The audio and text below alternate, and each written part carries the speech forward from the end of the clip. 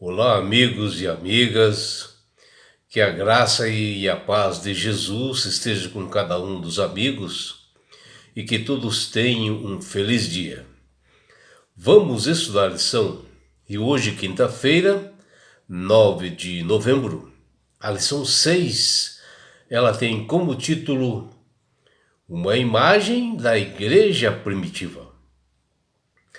A lição de hoje está baseada no livro de Atos, capítulo 2, do versículos 41 até 47.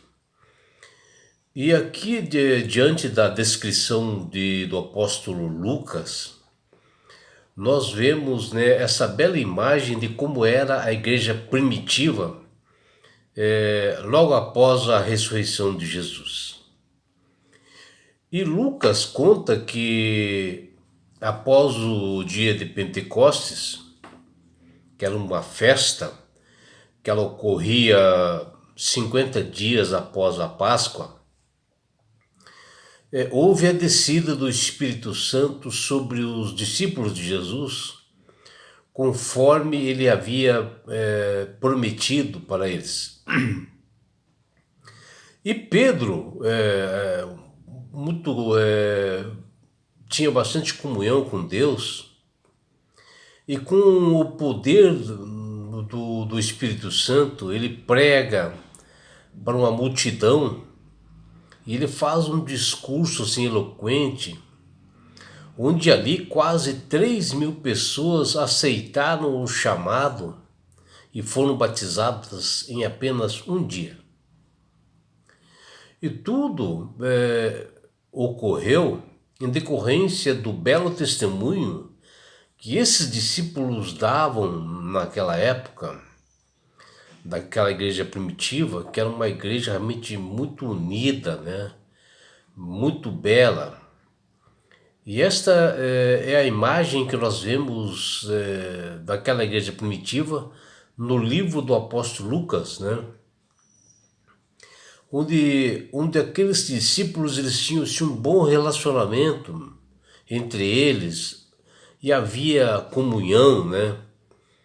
E eles davam assim, as instruções da doutrina do Senhor para as demais pessoas, e as pessoas viam realmente uma igreja verdadeira neles, né? Porque eles eram unidos, os dons que eles possuíam assim, faziam assim, sinais e prodígios, né? Porque eram pessoas com bastante comunhão com Deus, e Deus dava poder para eles curarem, né? E entre eles havia assim uma bela harmonia, né? Viviam juntos, né? Compartilhavam as coisas juntos. E isto, né, passava assim uma confiança, uma esperança para as demais pessoas, principalmente os estrangeiros que visitavam Jerusalém na Páscoa, né? E basta nós fazermos assim uma leitura silenciosa do livro de Lucas, né, em Atos, no capítulo 2, para nós percebermos, né, a bela imagem desta igreja primitiva, que ela foi transformada após eles receberem o Espírito Santo justamente no dia de Pentecostes. E que aquele evento não foi assim uma confusão de línguas estranhas, como muitos pensavam, mas sim a clara evidência do poder de Deus, onde ele fez cada estrangeiro presente ali naquele evento ouvisse a mensagem espiritual em seu próprio idioma, né, na sua terra natal, com uma pregação que transformou a vida de muitas pessoas, que está lá em Atos capítulo 2, versículos 41. Isto nos mostra, né, que a palavra de Deus ela é um tesouro inesgotável, né? E nós somos convidados a procurar, a fim de encontrar o máximo das riquezas celestiais dentro da palavra de Deus, principalmente nesse livro de Atos. Porque Pedro, após essa pregação, quase 3.000 pessoas aceitaram Jesus como Salvador. Percebam-se que, meus amigos, que só em um sermão, né, o apóstolo Pedro fez 3 citações do Antigo Testamento. E assim nós entendemos que toda a Escritura ela é inspirada por Deus e útil para o ensino, para a repreensão, para a correção, para a educação na justiça, que o apóstolo Paulo fala lá em 2 Timóteo, capítulo 3, versículo 16. E vejam, né, quando Paulo escreveu isso, ainda não havia o Novo Testamento. E a função principal da igreja cristã primitiva era discipulado. E hoje, 2.000 anos depois, ainda nós temos essa primeira igreja como a imagem verdadeira, como devemos ser, como nós devemos construir uma igreja onde eles mantinham a unidade sustentadas com fervor através do Espírito Santo nas diversas atividades e ações que eles faziam. Eles nunca esperavam uma recompensa por nada. Eles faziam todas por amor a Deus. E aqueles que sempre estão assim perto do Senhor Jesus, sempre terão um coração modificado, transformado, cheio de alegria de falar sobre a salvação da cruz do Calvário. E esta era a doutrina dessa igreja primitiva, dos primeiros apóstolos, né? Que Lucas fala aqui em Atos 2. E vejam o que Lucas fala em Atos 2. E perseveravam na doutrina dos apóstolos, e na comunhão, e no partir do pão, e nas orações, que está lá em Atos capítulo 2, versículos 42. Ou seja, todos unidos no mesmo propósito, né, dado por Deus, onde havia um laço que mantinha as coisas ligadas a Cristo. E na medida que novos conversos, né, novas pessoas aceitavam ali a doutrina da salvação, novos membros assim, eram agregados, e eles eram assim, disciplinados, né, com ensinamentos singulares, primeiramente mantendo a mesma doutrina e procedimentos de quando iniciou essa igreja primitiva. E sempre estavam em comunhão uns com os outros, né? E quando Lucas fala as palavras doutrina e comunhão, significa literalmente instrução e companheirismo.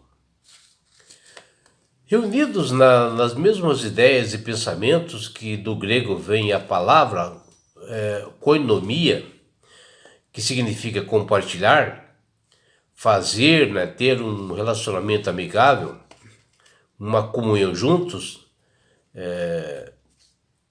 que eles repartiam tudo que eles tinham. O pão, a alimentação, os ensinamentos, tudo eles repartiam, simbolizando que tudo que aquelas pessoas da igreja primitiva, elas eram um só corpo, unidos, onde a cabeça sempre foi Cristo, o Messias. A pregação que os apóstolos faziam nessa igreja primitiva confrontavam, né, com as crenças incorretas da época, o que a época oferecia, né? Com novas explicações para que as pessoas novas estavam vendo e experimentando, né? E Lucas, em Atos 2,43, descreve que cada alma havia temor. E certamente se havia uma consideração dos não cristãos daquela época por todos os apóstolos e discípulos de Jesus. Porque com mais que eles não crescem, eles viam naqueles apóstolos, né, daquela igreja primitiva, que eram pessoas comprometidas com Deus, pessoas consagradas, porque eles faziam sinais e maravilhas. Até o apóstolo Paulo comenta isto lá em 1 Coríntios capítulo 12, versículos de 8 a 11, e também em Gálatas capítulo 3, versículo 5, que tudo isto era a atuação do Espírito Santo, que desenvolvia dons, né, nessas pessoas, inclusive nas novas pessoas que entravam nessa igreja primitiva.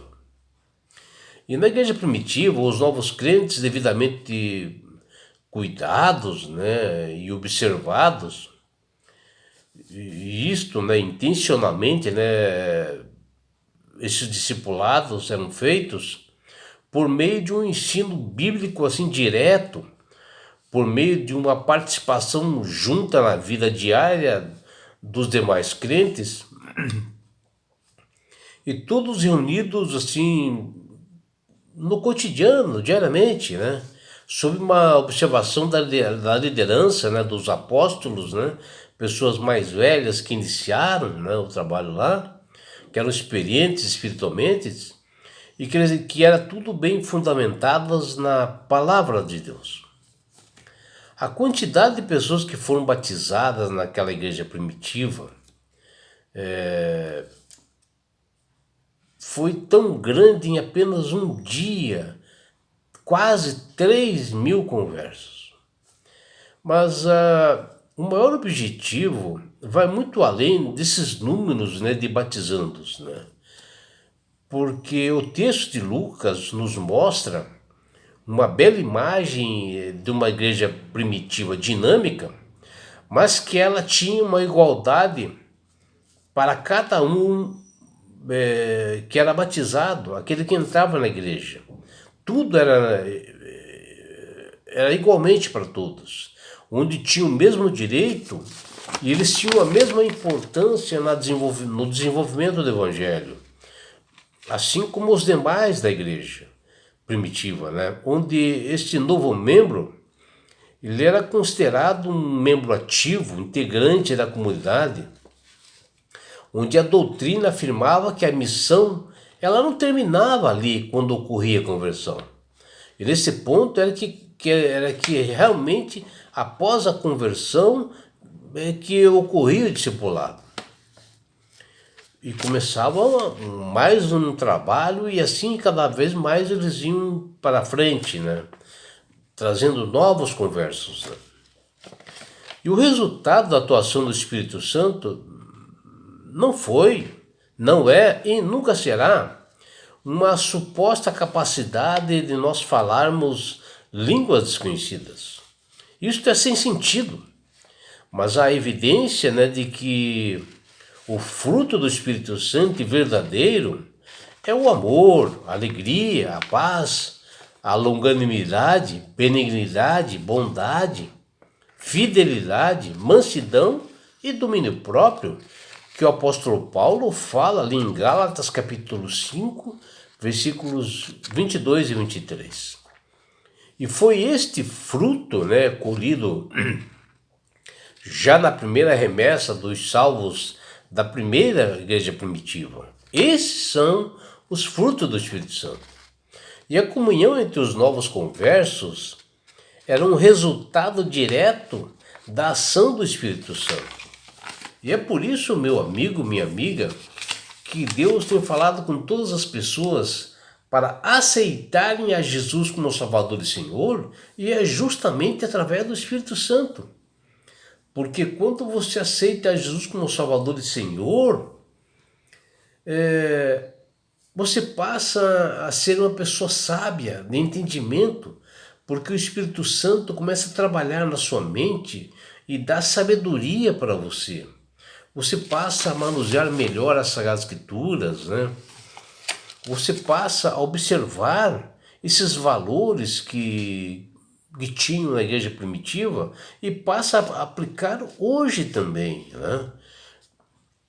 Com mais união, com partir o pão junto com os seus irmãos. Esta é a igreja verdadeira.